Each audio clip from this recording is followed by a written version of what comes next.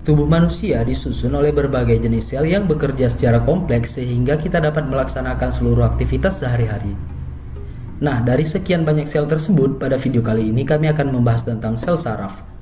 Sel saraf atau yang juga disebut dengan neuron adalah satuan kerja utama dari sistem yang menghantarkan impuls listrik yang terbentuk akibat adanya suatu stimulus atau rangsangan. Jutaan sel saraf ini membentuk sistem saraf manusia. Struktur dan bagian sel saraf memiliki fungsinya masing-masing agar sel saraf atau neuron ini dapat bekerja secara optimal. Mari kita bahas satu persatu. Yang pertama, dendrit.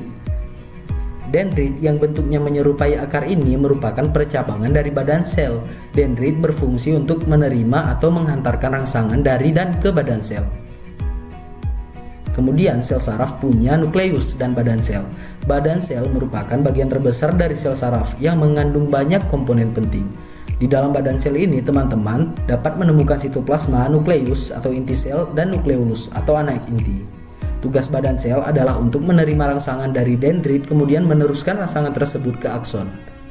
Badan sel hanya dimiliki oleh sel saraf tertentu, contohnya seperti di otak dan ganglion. Kemudian sel saraf juga punya akson. Akson ini adalah serabut sel saraf panjang yang terlihat seperti penjuluran dari badan sel. Akson atau yang disebut neurin ini mirip dengan dendrit. Bedanya, akson hanya ada satu buah dan berukuran lebih besar serta lebih panjang. Akson berperan dalam menghantarkan impuls dari badan sel menuju efektor seperti sel otot dan kelenjar. Pada banyak sel saraf, aksonnya dibungkus oleh sebuah selaput yang disebut dengan selaput mielin. Bayangkan saja akson atau neurin ini seperti kabel listrik. Kemudian di dalam kabel terdapat neurofibril dan pembungkus kabel tersebut kita sebut dengan selaput mielin. Lalu kita bahas selaput mielin. Selaput atau selubung mielin adalah selaput pembungkus neurin. Selubung mielin tersusun dari lemak. Selaput mielin ini mempunyai segmen-segmen dan lekukan di antara dua segmen tersebut disebut dengan nodus Ranvier. Fungsi dari bagian ini adalah untuk melindungi sel saraf dari kerusakan dan mencegah bocornya impuls serta mempercepat hantaran impuls yang masuk. Kemudian ada bagian yang disebut nodus Ranvier. Nodus Ranvier adalah bagian antara dua segmen selubung mielin. Nodus Ranvier ini berfungsi sebagai loncatan impuls saraf agar sampai lebih cepat ke tempat tujuan. Nodus Ranvier ini mempunyai diameter sekitar 1 mikrometer dan ia dinamakan nodus Ranvier karena ditemukan oleh Louis Antoine Ranvier. Bagian terakhir yaitu akson terminal dan juga sinaps. Akson terminal di mana terdapat sinaps adalah bagian akson yang terakhir dan terdapat celah di sana. Celah ini kita sebut dengan sinaps yang merupakan pertemuan satu neuron dengan neuron lainnya. Setiap sinaps menyediakan koneksi antar neuron sehingga memungkinkan terjadinya pertukaran informasi. Informasi ini ditukarkan dalam bentuk zat kimia yang disebut dengan neurotransmitter. Nah, selanjutnya kita akan membahas tentang macam-macam jenis sel saraf. Berdasarkan fungsinya, sel saraf dapat dibagi menjadi 3 kelompok, yaitu sel saraf sensorik, sel saraf motorik, dan sel saraf konektor. Sel saraf sensorik adalah jenis sel saraf yang berfungsi untuk menghantarkan impuls dari reseptor di tubuh ke sistem saraf pusat, yaitu otak dan sumsum tulang belakang. Sel saraf ini sering juga disebut dengan sel saraf indera. Kemudian ada sel saraf motorik, yang merupakan jenis sel saraf berfungsi untuk menghantarkan impuls dari sistem saraf pusat ke sel otot atau kelenjar, sehingga tubuh akan menanggapinya dalam bentuk bergerak atau menghasilkan suatu produk sekresi. Nah, yang terakhir kita punya sel saraf konektor, yang merupakan jenis sel saraf untuk menghubungkan sel saraf motorik dengan sel saraf sensorik, atau menghubungkan banyak sel saraf lainnya yang terdapat di sistem saraf pusat. Nah, kemudian ada juga macam-macam jenis sel berdasarkan strukturnya, yaitu sel saraf unipolar, sel saraf bipolar, dan sel saraf multipolar. Sel saraf unipolar adalah neuron atau sel saraf yang mempunyai satu buah akson yang bercabang. Sedangkan sel saraf bipolar adalah neuron yang mempunyai satu akson serta satu dendrit. Kemudian kita punya sel saraf multipolar, yaitu neuron yang mempunyai satu dendrit dan akson yang bercabang. Nah, setelah tahu tentang struktur dan fungsi sel saraf ini, tentu dong teman-teman penasaran gimana sih saraf tersebut bisa membuat kita bergerak. Yuk disimak skema gerak berikut ini. Jadi gerakan itu ada dua, gerakan refleks yang tidak dapat dikontrol dan gerakan sadar yang dapat dikontrol. Gerak refleks terjadi ketika adanya impuls atau rangsang, contohnya ketika kita memegang api, kemudian rangsangan ini diterima oleh tangan. Lalu rangsangan ini diteruskan ke sumsum tulang dan informasi yang ada diolah oleh sumsum tulang. Setelah itu sumsum tulang memberikan informasi kepada tangan untuk menghindar. Sedangkan gerakan refleks berhubungan dengan otot yang dapat dikontrol oleh tubuh. Misalnya, ketika ada impuls atau rangsangan, katakanlah ketika kita ingin mengambil suatu barang, impuls akan dikirim ke otak. Kemudian otak memberikan respon kepada otot sehingga kita dapat mengambil sesuatu tersebut. Oke, tahukah kamu apa itu sistem endokrin? Sistem endokrin itu biasa disebut sebagai hormon. Sistem endokrin ini merupakan sekumpulan dari kelenjar dan organ yang memproduksi hormon. Jadi, sistem endokrin berfungsi untuk memproduksi hormon. Hormon ini merupakan senyawa organik pembawa pesan kimiawi di dalam aliran darah menuju ke sel-sel atau jaringan tubuh. Nah, sistem hormon ini itu akan berinteraksi dengan sistem saraf dan berfungsi untuk mengatur aktivitas tubuh seperti metabolisme, homeostatis, pertumbuhan, perkembangan seksual, dan siklus reproduksi, siklus tidur, dan juga siklus nutrisi. Nah, sekarang kita akan bahas bagaimana karakteristik dari kelenjar hormon ini. Sekali lagi ya, kelenjar endokrin ini berfungsi untuk menghasilkan hormon. Nah, karakteristiknya itu yaitu yang pertama tidak memiliki saluran dan mensekresikan hormon langsung ke dalam cairan di sekitar sel. Yang kedua, menyekresi lebih dari satu jenis hormon kecuali kelenjar paratiroid. Ingat ya, kecuali kelenjar paratiroid. Yang ketiga, memiliki sejumlah sel sekretori yang dikelilingi banyak pembuluh darah dan ditopang oleh jaringan ikat. Yang keempat, masa aktif dari kelenjar endokrin ini dalam menghasilkan hormon itu pasti berbeda-beda di setiap kelenjarnya. Nah, yang kelima, sekresi hormon dapat distimulasi atau dihambat oleh kadar hormon lainnya dan senyawa non-hormon dalam darah serta impuls saraf. Nah, itu dia karakteristik dari kelenjar hormon. Tadi sudah kita bahas karakteristik dari kelenjar hormon. Sekarang kita akan bahas poin-poin penting ataupun bagian dari kelenjar hormon dan sekresi hormon. Jadi nanti di sini akan saya jelaskan apa-apa saja jenis-jenis kelenjar endokrin dan apa sekresi hormon ataupun apa hormon yang disekresikan oleh setiap kelenjar ini. Ya, jadi kelenjar endokrin ini pada manusia itu meliputi hipofisis atau pituitari, kemudian ada kelenjar tiroid, kelenjar paratiroid, kelenjar adrenal, kelenjar pankreas, kelenjar pineal, dan timus. Nah, kita akan bahas masing-masing dari kelenjar endokrin dan sekresi hormonnya. Yang pertama adalah hipofisis. Hipofisis ataupun pituitari ini merupakan organ berbentuk oval ya, itu melekat pada dasar hipotalamus otak, jadi letaknya itu di otak, besarnya itu sebesar kacang. Nah, hipofisis ini terbagi menjadi 3 bagian ya, ada lobus anterior, intermedia, dan posterior. Kita akan bahas masing-masing dari lobus. Yang pertama lobus anterior. Lobus anterior ini menghasilkan hormon. Yang pertama, hormon GH ataupun hormon pertumbuhan, yaitu mengendalikan pertumbuhan sel, tulang, kartilago, mengatur laju sintesis protein, serta mengatur pemakaian dari lemak. Yang kedua adalah hormon Thyroid Stimulating Hormone atau TSH. TSH ini meningkatkan pertumbuhan dan perkembangan dari kelenjar tiroid ataupun gondok. Jadi laju produksi hormonnya ataupun tiroksin dan metabolisme sel. Nah, selanjutnya ada hormon ACTH atau adrenocorticotropic hormone. Nah, ACTH ini merangsang kelenjar korteks adrenal untuk mensekresi glukokortikoid. Selanjutnya ada hormon gonadotropin. Gonadotropin ini terdiri atas FSH dan LH. FSH atau follicle stimulating hormone ini menstimulasi pertumbuhan folikel ovarium dan memproduksi hormon estrogen pada wanita dan menstimulasi pertumbuhan dan perkembangan spermatozoa pada laki-laki.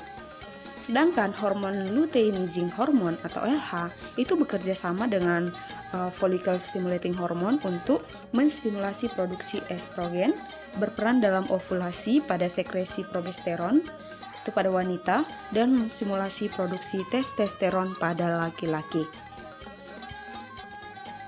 Yang kedua dari kelenjar hipofisis adalah lobus intermedia. Lobus intermedia ini menghasilkan hormon endorfin. Hormon endorfin ini menghilangkan nyeri alamiah, merespons stres dan aktivitas seperti olahraga. Kemudian ada MSH. MSH ini atau melanocyte stimulating hormone merangsang pembentukan pigmen dan penyebaran sel penghasilnya ataupun melosit. Yang ketiga ada lobus inferior. Lobus inferior ini menghasilkan ADH. Antidiuretik hormon ADH ini menurunkan volume air yang hilang dalam urin dan oksigen dan oksitosin ataupun menstimulasi kontraksi otot polos saat melahirkan dan pengeluaran ASI pada ibu menyusui. Jadi itu sekresi dari hormon ADH. Oke, tadi sudah kita pelajari yang pertama hipofisis atau pituitari. Sekarang kita bahas kelenjar tiroid atau kelenjar gondok. Kelenjar tiroid ini menghasilkan hormon tiroksin. Tiroksin ini sekresinya meningkatkan laju metabolisme sel, menstimulasi konsumsi oksigen, dan meningkatkan pengeluaran energi panas. Yang ketiga ada paratiroid. Nah, kelenjar paratiroid ini tadi adalah kelenjar anak gondok. Kelenjar anak gondok ini menghasilkan hormon paratormon ataupun PTH, paratiroid hormon. Nah, sekresinya itu fungsinya untuk mengendalikan keseimbangan kalsium dan fosfat dalam tubuh melalui stimulasi aktivitas osteoklas ataupun sel penghancur tulang, aktivasi vitamin D, dan stimulasi reabsorpsi kalsium dari tubulus ginjal. Nah, itu dia kelenjar paratiroid.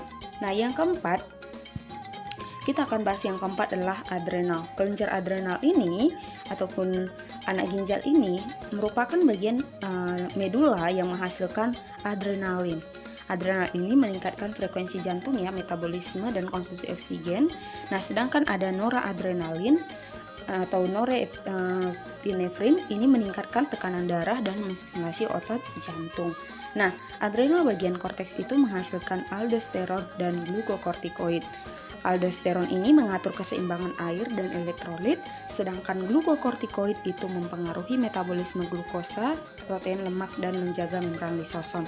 Nah, ada juga gonadokortikoid, itu sebagai prekursor pengubahan testosteron dan estrogen oleh jaring lain. Nah, yang kelima adalah pankreas. Nah, tahukah kamu apa itu pankreas? Ya, pasti tahu ya, pankreas ini merupakan organ berbentuk pipih, itu terletak di belakang bawah lambung kita. Nah, pankreas ini itu sebagai endokrin untuk menghasilkan hormon glukagon, yaitu penguraian glikogen dalam hati menjadi glukosa. Kemudian hormon insulin itu menurunkan katabolisme lemak dan protein, menurunkan kadar gula darah, serta meningkatkan sintesis protein dan lemak. Nah, sedangkan somatostatin itu penghalang hormon pertumbuhan dan penghambat sekresi glukagon dan insulin. Yang terakhir ada polipeptida pankreas, itu fungsinya belum diketahui sampai sekarang. Nah, itu dia bagian-bagian dari hormon kelenjar pankreas. Oke, yang keenam adalah pineal. Pineal ini terletak di langit-langit otak yang menghasilkan melatonin yang berpengaruh pada pelepasan gonadotropin dan menghambat produksi melanin. Jadi, produksi melatonin itu terendah terjadi pada siang hari dan terbesar pada malam hari. Itu adalah kelenjar pineal. Selanjutnya ada kelenjar timus. Kelenjar timus ini terdiri atas dua lobus berwarna kemerahan, itu terletak di posterior toraks, di atas jantung. Nah, pada bayi baru lahir biasanya bentuknya itu sangat kecil. Nah, jadi timus ini menghasilkan timosin untuk mengendalikan perkembangan sistem imun. Nah, yang ke-8 adalah ovarium, testis, dan plasenta. Ovarium ini menghasilkan hormon estrogen dan progesteron, testis ini menghasilkan hormon testosteron, plasenta menghasilkan gonadotropin karion, estrogen, progesteron, dan somatotropin. Nah, perhatikan gambar berikut. Berikut adalah letak dari setiap kelenjar endokrin pada manusia ya. Ada kelenjar pineal, itu berada di otak, ya, posterior dari tulang belakang. Kemudian ada tiroid, kelenjar tiroid itu ada dua, berada di bawah leher, di bawah rahang. Kemudian ada timus, timus itu berada di bawahnya si kelenjar tiroid. Kemudian ada kelenjar adrenal, kemudian ada pankreas, ada ovarium, uterus, dan juga ada testis. Nah, disinilah letak-letak dari setiap kelenjar tersebut, dan tadi saya sudah jelaskan apa sekresi dan hormon yang dihasilkan dari setiap kelenjar. Oke, sekarang kita akan lanjutkan ya. Saya akan bahas dan beritahu kepada kalian apa perbedaan sistem saraf dengan sistem endokrin.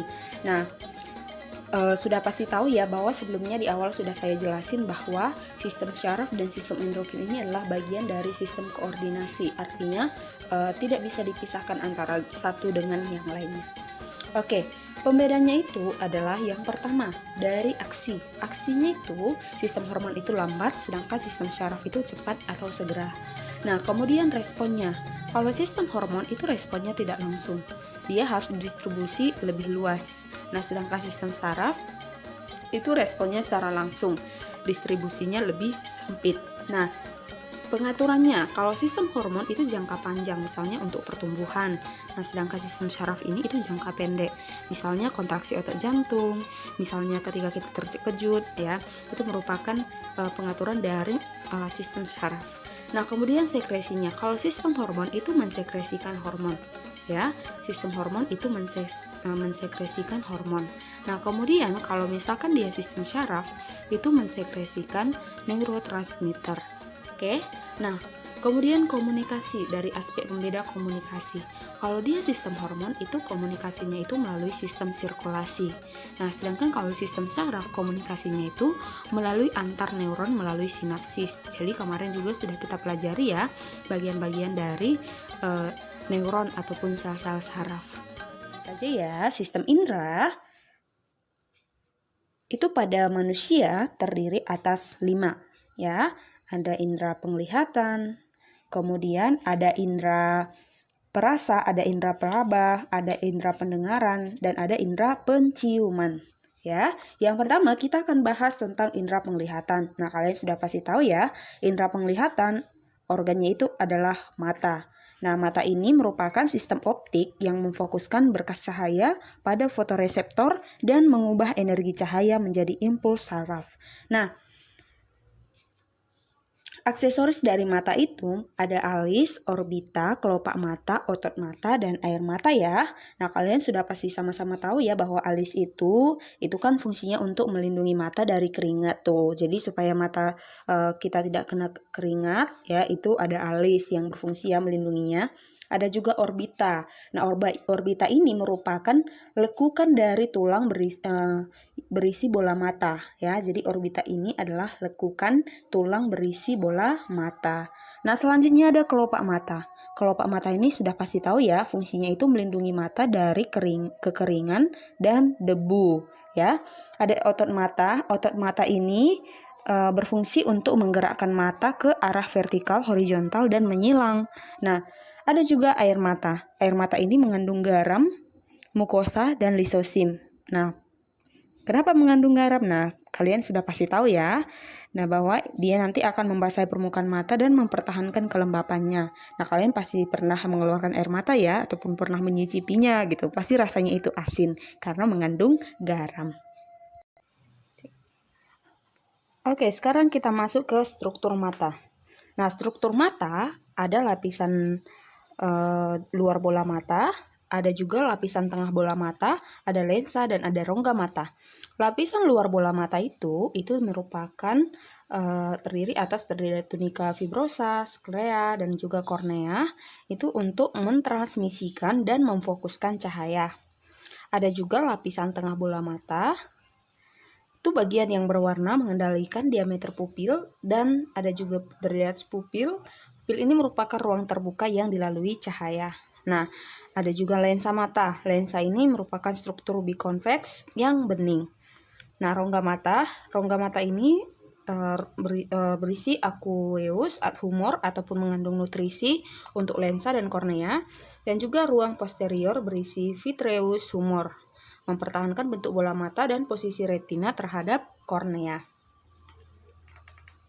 Nah, ada juga retina. Retina ini lapisan paling dalam yang tersusun dari bagian luar, bagian dalam, lutea macula, fovea centralis, saraf mata, dan bintik buta.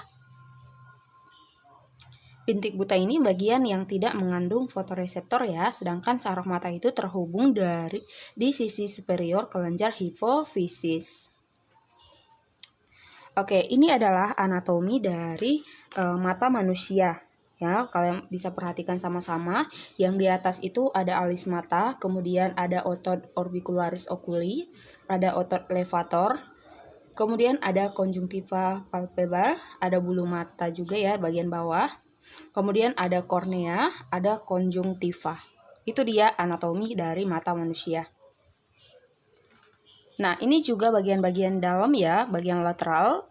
Ya, ada skrea, koroid, retina, fovea centralis, saraf optik, kemudian ada bintik buta, ada otot rectus, dan bagian medialnya juga ada di sini juga bagian dari posterior dan rongga anterior. Nah, bagaimanakah mekanisme melihat pada sistem indera penglihatan ataupun mata gitu ya. Yang pertama, itu cahaya yang dipantulkan oleh benda itu ditangkap oleh mata, kemudian akan menembus kornea dan pupil. Nah, intensitas cahaya itu diatur oleh pupil. Lalu cahaya diteruskan menembus lensa mata ke retina. Nah, daya akomodasi mata itu akan mengatur cahaya agar tepat jatuh di bintik kuning retina. Nah, kemudian impuls cahaya yang disampaikan saraf optik ke otak.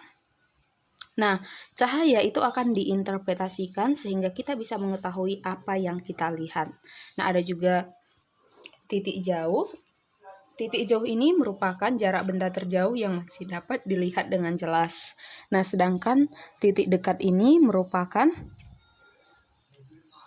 jarak benda terdekat yang masih dapat dilihat dengan jelas. Jadi mata itu dapat memfokuskan cahaya tepat pada bintik kuning, itu disebut sebagai mata normal. Ya, jadi mata normal itu dapat melihat benda pada jarak jauh maupun dekat. Nah, seperti yang saya jelaskan tadi, yang jauh dilihat itu merupakan titik jauh, kemudian jarak benda yang terdekat yang dapat dilihat itu merupakan titik dekat.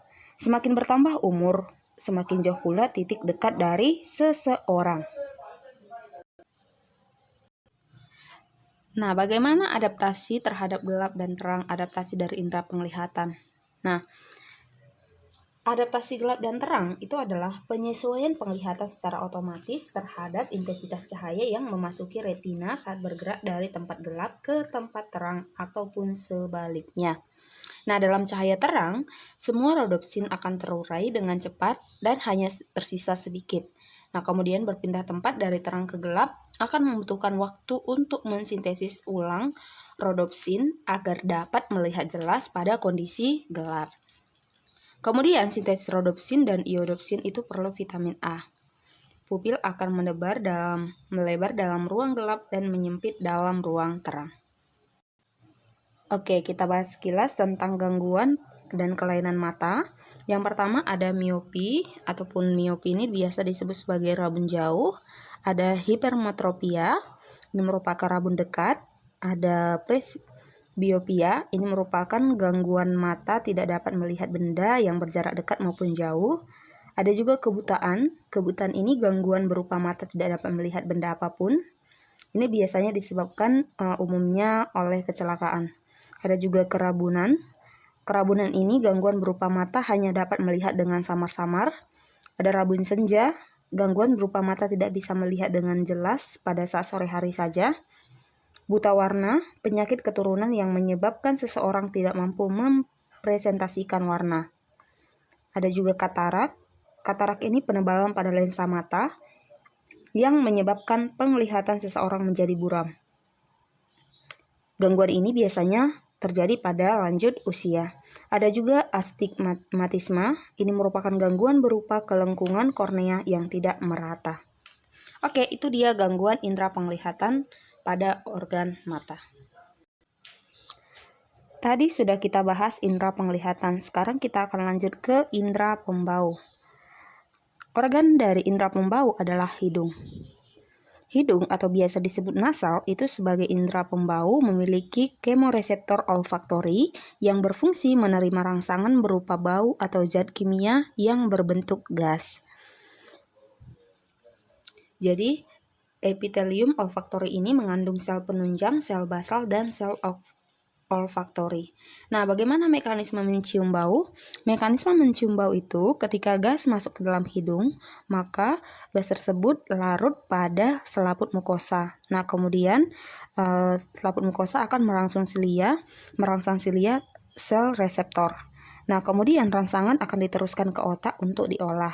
Nah, kemudian setelah diolah, maka jenis bau dapat diketahui apakah itu bau busuk ataupun bau wangi.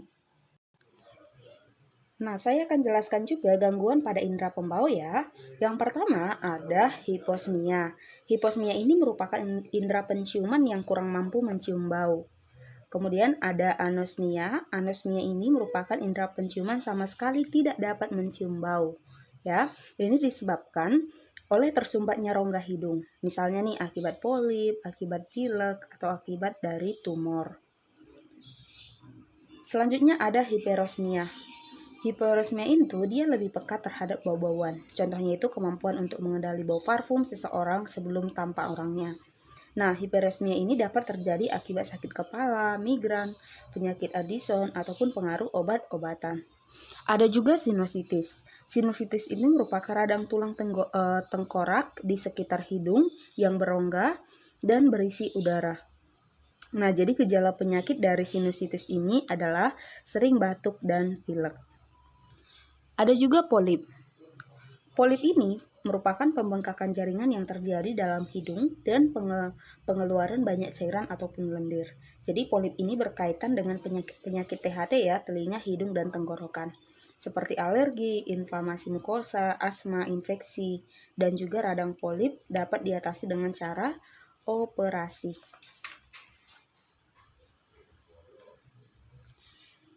Nah, ini merupakan gambar dari epithelium olfactory pada indera pembau ya ataupun hidung.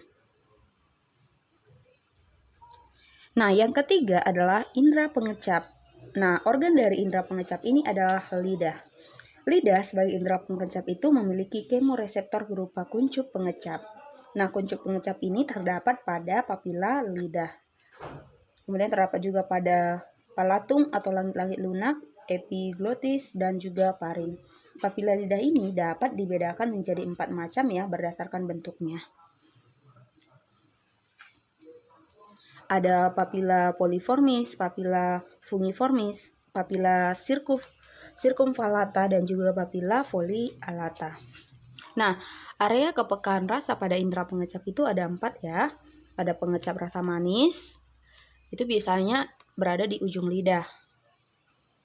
Kemudian pengecap rasa asin itu biasanya terdapat hampir seluruh area lidah, tetapi reseptor banyak terkumpul di bagian samping. Itu dia pengecap rasa asin. Selanjutnya ada pengecap rasa asam, itu terdapat di bagian samping lidah agak ke belakang, ya, samping lidah agak ke belakang. Pengecap rasa pahit itu terdapat di bagian belakang pangkal lidah. Ya, ada 4 rasa manis, asin, asam, dan juga pahit. Oke, selanjutnya bagaimanakah struktur daripada indera pendengar? Kita akan bahas di sini ya. Organ dari indera pendengar itu adalah telinga. Ya, struktur telinga itu terdiri atas telinga luar, telinga tengah, dan juga telinga dalam. Telinga luar itu merupakan bagian dari pinna atau aurikular ya, atau daun telinga, ada juga membran timpanum ataupun gendang pendengaran. Sedangkan telinga tengah itu terdiri atas tabung eustachius, ya, penghubung telinga dengan faring. Kemudian ada ossicle, ada martil, incus, dan juga stapes. Nah, telinga dalam itu terdiri atas labirin tulang, ya. Kemudian ada juga labirin membranosa. Oke, bagaimanakah mekanisme mendengar pada indera pendengar ataupun telinga? Kita akan bahas di sini. Ya, mekanismenya itu gelombang bunyi ditangkap oleh daun telinga, kemudian masuk ke kanal auditori eksternal. Nah, kemudian nanti suara ataupun bunyi itu akan membentuk getaran pada membran timpanum. Nah, kemudian setelah itu masuk ke vesikel auditori, kemudian diteruskan ke fenestra vestibuli, kemudian terbentuklah gelombang tekanan pada perilimfa skala vestibuli, kemudian ke skala timpani, kemudian terjadi getaran pada membran basilar.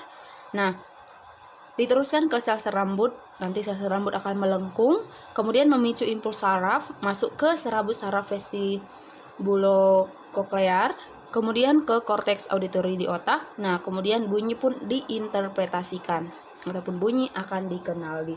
Nah, begitulah dia mekanisme sistem indera pada indera pendengaran ataupun telinga. Nah, bagaimana peranan telinga dalam keseimbangan? Gitu ya, bagaimana peranan telinga dalam keseimbangan?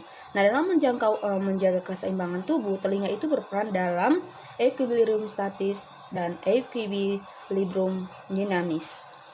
Nah, equilibrium statis itu merupakan kesadaran akan posisi kepala terhadap gaya gravitasi jika tubuh diam. Ya.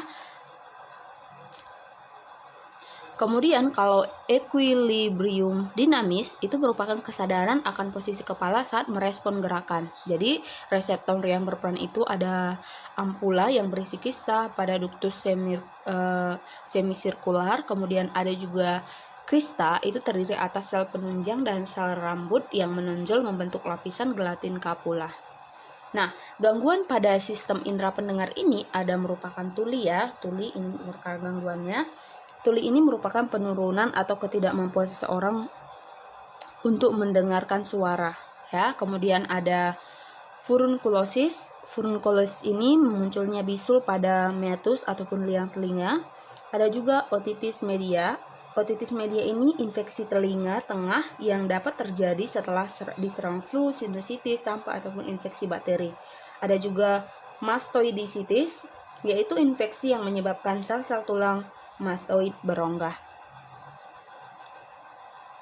Nah, kita akan bahas indera selanjutnya, yaitu indera peraba. Organ daripada indera peraba itu merupakan kulit.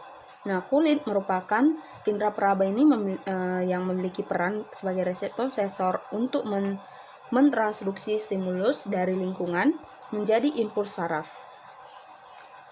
Nah, reseptor sensor pada kulit ini terdiri atas corpuscula Pacini, itu mendeteksi tekanan yang dalam atau kuat dan getaran.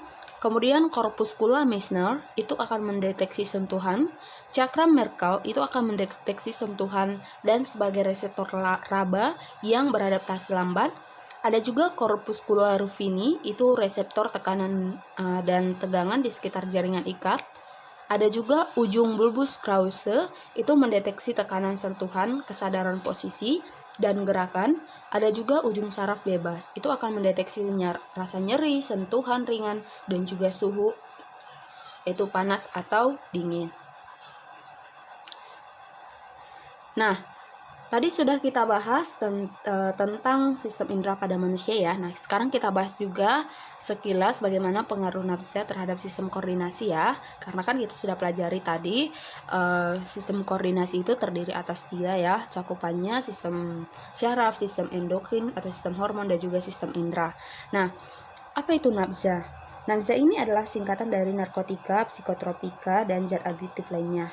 Nah, zat ini ataupun nafsa ini merupakan zat yang jika dikonsumsi itu akan mempengaruhi sistem saraf pusat sehingga dapat mengubah perasaan dan cara berpikir orang yang menggunakannya. Nah, pengertian nafsa itu pengertian dari setiap istilah nafsa itu adalah ada narkotika.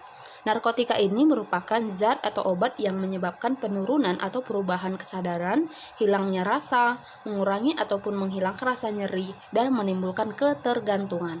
Sedangkan psikotropika itu merupakan zat atau obat yang menyebabkan perubahan pada aktivitas normal dan perilaku. Yang ketiga, zat adiktif. Zat adiktif ini merupakan zat atau obat-obatan yang dapat menyebabkan ketagihan. Jenis-jenis nafsa itu terdiri atas stimulan, depresan, kemudian ada halusinogen. Nah, kemudian dampak buruk dari penyalahgunaan nafsa itu ada gangguan fisik ya. Gangguan fisik itu misalnya jumlah zat yang sama tidak mampu menghasilkan rasa atau akibat yang sama. Nah, gejala berhenti menggunakan obat, biasanya rasa sakit di sekujur tubuh. Kemudian mengacaukan denyut nadi, jantung, dan juga paru-paru. Nah, kalau misalnya dampak psikologisnya itu kemampuan berpikir rasional menurun drastis, ketergantungan psikologis. Nah, kalau misalnya dampak buruknya pada bidang ekonomi, butuh biaya besar untuk memenuhi ketergantungan terhadap obat-obatan. Nah, kemudian kerugian dalam berbagai aspek juga seperti keamanan, biaya kesehatan, dan juga kesempatan pendidikan. Nah, kalau misalnya dalam bidang sosial, dampaknya itu rusaknya hubungan dan kekeluargaan dan pertemanan, kemudian berpengaruh pada kesehatan masyarakat. Nah, kiat untuk menghindari penyalahgunaan nafsa itu tidak mencoba-coba menggunakan obat terlarang, meyakinkan diri tidak membutuhkan nafsa dalam menghadapi persoalan hidup, membatasi pergaulan dengan kelompok pengguna nafsa.